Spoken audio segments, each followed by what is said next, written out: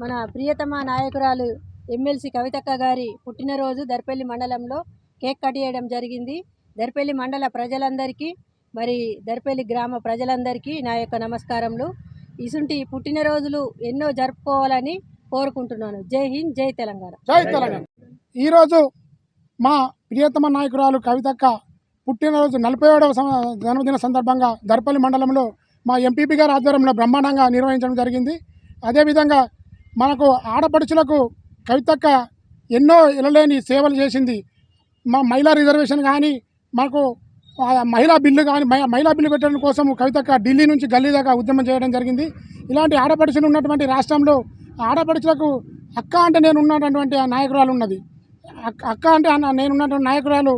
అదేవిధంగా మాకు ఆడపడుచులే కాకుండా రాష్ట్రంలో ఎక్కడ కూడా మా పేద ప్రజలకు అన్యాయం జరిగినా కానీ పేద ప్రజలకు అన్ని విధాలుగా సహకరిస్తూ రాష్ట్రమంతటా తిరుగుతున్న అక్క కూడా. ఎందుకంటే అక్క ఈ కాంగ్రెస్ చేస్తున్నటువంటి అభివృద్ధి మోసపూరితగా వాగ్దానాలు ఇచ్చి ఎక్కడ కూడా అభివృద్ధి జరగడం లేదు. ఆ మోసపూరిత వాగ్దానాలను ఎక్కడెక్కడ నిలదీయడానికి రాష్ట్రం అంతటా జల్లడబట్టినట్టు తిరుగుతుంది. అక్కడ ఎక్కడ ప్రజలకు అన్యాయం జరిగితే, ప్రజలకు ఎక్కడ ఆపద వస్తే అక్కడ మా కవితక్క గారు తిరుగుతున్నారు. కవితక్కకు ఇలాంటి పుట్టినరోజులు ఎన్నో చేసుకోవాలని ఆ భగవంతుని కోరుకుంటా.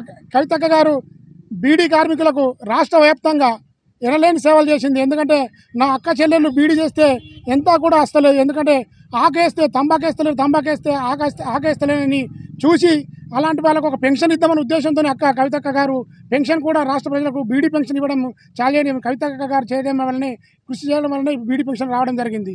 అలాంటి సంక్షేమ పథకాలు మహిళలకు కూడా మనకు మహిళలకు 50% రిజర్వేషన్లతోని అన్ని రకాల ఆదుకుండాలని మహిళల కోసం ముందుండి నడిపిస్తున్నటువంటి కవితక్క గారు ఎన్నో ఇలాంటి పుట్టినరోజు జరుపుకోవాలని కోరుకుంటున్నాను.